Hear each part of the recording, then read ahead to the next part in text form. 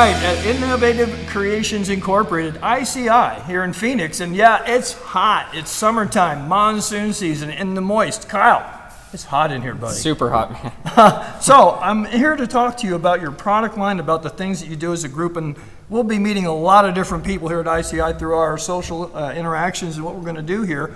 But first of all, I just want to find out what it is that you do at the company. I'm the lead product development engineer, so I lead a team of engineers that do all the product development for ICI. So we start from scratch based off of whatever product we want to develop. We develop it in CAD, we test fit it on the vehicles, we approve it, we send it to manufacturing.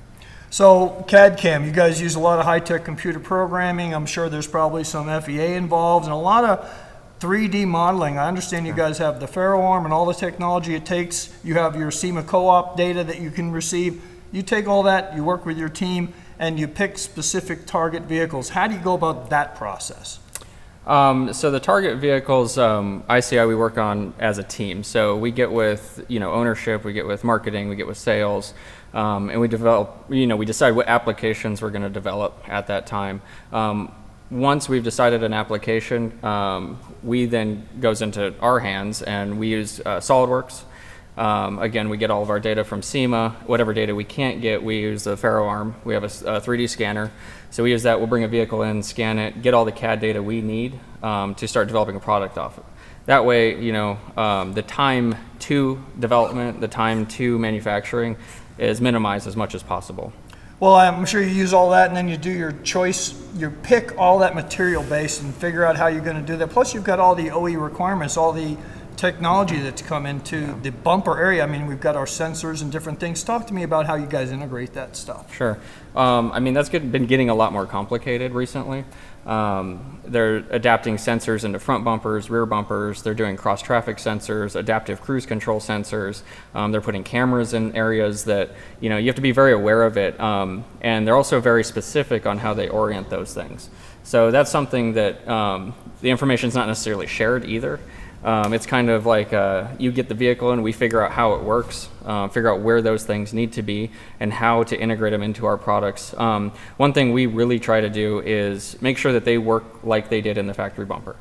So we want to make them fit back into the same places. We want them to operate the same. We don't want them to affect the vehicle performance or whatever their task is in any way. So that's something we really pride ourselves on. We also do, we go as far as cutting out exact sensor profiles so that they just snap into the bumper. So there's no epoxy needed, no gluing in sensors where they could fall out, different things like that. But yeah, it's been quite a struggle. One of the most recent ones we've developed is the adaptive cruise control for the Ford F-150s and the Super Duties. Yeah. It's a huge sensor. It can't see through metal, so hiding it's almost impossible. You can't move it. Or if you move it, it doesn't work properly. Right. So that's been a real struggle, and the more advanced these vehicles are getting, the more of these obstacles we're having to overcome. Well, it's a good thing you've got at least the SEMA data co-op to work with as a base and a foundation, but yeah, you have to be creative, adaptive, and make things work, and you also know that you have to assume there's certain liabilities with those assessments. Exactly. So it sounds like you guys really take good care of that. Beyond the bumpers, there's a whole plethora of other products. This company started actually with a different area of the vehicle on the outside and more of a fashion statement, but now with bumpers, you're getting into technologies and new areas. Where do you see the company growing in the future beyond? And I'm talking from a technology standpoint in your head. Where do you see things going? Well, with the more complications that they're adding to vehicles, it's becoming a lot more difficult to implement, steel plate style bumpers. I think we're going to be evolving into more of a molded shape, something forming, perhaps? Yeah, more forming.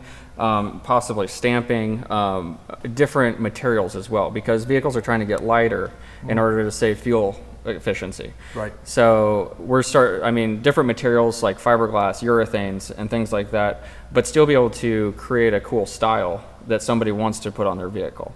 That's kind of where I see things going, at least with the bumper and the outside vehicle designs and things like that.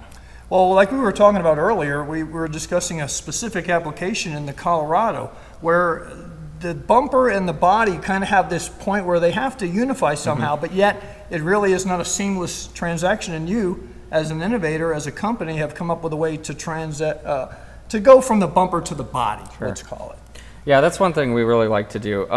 You know, we don't want you to have to cut anything. We don't want you to have to modify your vehicle where you could never go back to stock with it. The other benefit of that is you can take your factory parts off and you can sell them and try and recoup some of that money that you're spending on aftermarket parts. The Colorado is a perfect example of that. It doesn't even really have a bumper. It's got a fascia on it, more like a car. Right. And that fascia is like a urethane cover. That's cool. I mean, it form fits the vehicle really nicely, but if you want to go to an off-road heavy-duty bumper, add a winch to it, create some additional protection on your vehicle. And lighting or whatever. Exactly. It doesn't really accommodate for that because, you know, you can't form steel as easily as you can those urethanes and those composites. Right. So a lot of our competitors require you to cut that factory fascia in order to create filler panels underneath the headlights so that you have a nice edge and seam to set up to. Well, I mean, that destroys your front fascia, so Right. you can no longer do anything with that. Not resellable. Correct. Plus, you've got cut marks down there, which, you know, the guy at home is, I mean, he can do it, but how good is that going to look when you have cut marks around the bottom of a bumper like that? I think it's not going to look that good, to be honest Exactly. with you. It's going to be hard because you got a painted edge. So one of our goals is to develop a filler piece for that actually comes with our bumper. So it's going to be a composite filler. It's going to fit right in the factory location underneath the headlight, and it's going to create that nice plane for us to fit a bumper up to. So that way now you have your factory bumper. You can resell that if you want to. You've got filler pieces. You have a nice clean cut line that was developed on the truck, so it fits all the lines. It form fits. It's perfect. So that's something that we are doing with the Colorado specifically. Probably some other vehicles in the future as well, because the way these bumpers are starting to come out on these trucks. They're all coming this way. Exactly, The so- trend is to go to this urethane cover versus having that OE secondary bumper. So, Yeah. and again, you guys need to figure out how to retain the technology, retain the sensors, retain the impact resistance, all those different things. You know, we're here in Phoenix, and it's hot as hell. And guess what? We're going to take a break, but we're going to talk more about this Colorado bumper because I'm pretty interested in that. And thank you for all your information. I'll be back in a little bit. No problem. Thanks, Carl.